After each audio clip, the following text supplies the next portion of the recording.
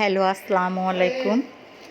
আমি আজকে ছোলার ডাল, আলু আর গোশ দিয়ে একটু রান্না করব।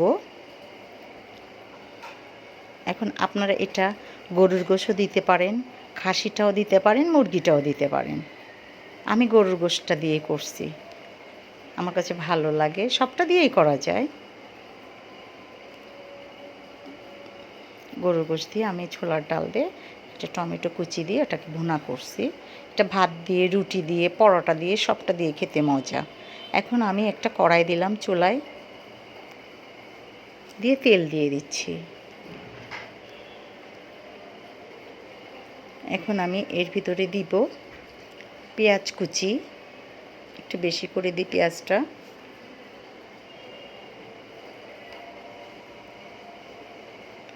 আচ্ছা, পেঁয়াজটা আমি একটু নেড়ে চেড়ে একটু হালকা করে লাল করে নিব। হালকা হচ্ছে। এখন এর ভিতরে আমি দিয়ে দিব তেজপাতা, লবঙ্গ, গোলমরিচ, এলাচ। এটা দিয়ে আমি একটু নাড়াচাড়াই নিচ্ছি পেঁয়াজটা। আচ্ছা, এরপর লাল হয়েছে। এখন আমি দিলাম আদা, রসুন, জিরা, শুকনো মরিচ, হলুদ, লবণ, সব মশলাগুলো দিয়ে দিলাম। আমি এখন দিব একটু ধনের গুঁড়ি দিয়ে দিব। আবার ধনের গুঁড়ি দিয়ে দিলাম। আচ্ছা, এখন আমি মশলাটাকে এখন ভালো করে কষিয়ে নিব। দিয়ে একটু পানি দিয়ে দিচ্ছি। মশলা দিয়ে পানি দিয়ে একটু কষিয়ে নিব। আমি এটাকে কষানো হয়ে গেলে আমি একটা টমেটো দিছি কিউব করে কেটে, দিয়ে একটু নাড়াচাড়া করে নিলাম। আচ্ছা, এখন আমি দিব গোশটা দিয়ে দিচ্ছি।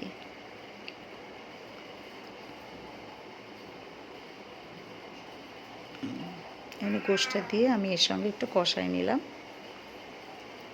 দেখেন, গোশটা একটু এই কষানো পানি দিয়ে একটু কষাই নিচ্ছি গোশটা। এখন আমি দিয়ে দিব সে ডাল আর আলুটা।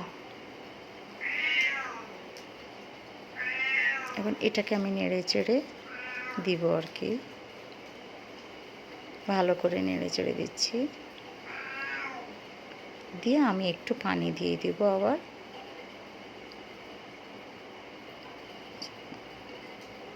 হ্যাঁ, পানিটা দিয়ে একটু কষানোর জন্য একটু পানি দিয়ে দিলাম। এখন আরেকটু নেড়ে চেড়ে আমি এটাকে ঢেকে দিলাম। আচ্ছা, পানিটা অবশ্য টেনে গেছে। আমি একটু নাড়াচাড়া করে দিই। এখন আমি এটার ভিতরে ঝোলের পানিটা দিয়ে দিব। ঝোলের পানিটা দিয়ে দিলাম।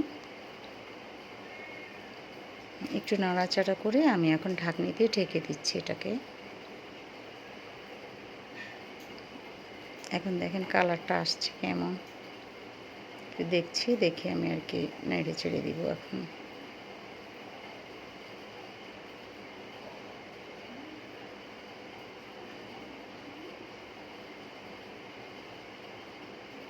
এখন এটাতে ঢাকনি দিয়ে ঢেকে দিলাম। আচ্ছা, দেখেন কেমন হয়েছে জিনিসটা। সবটার সঙ্গে খেতে খুবই মজা হবে এটা।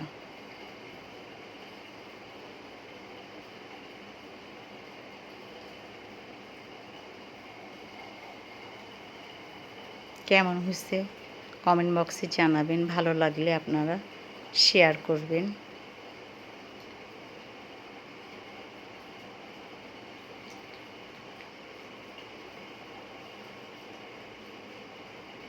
আল্লাহ হাফেজ।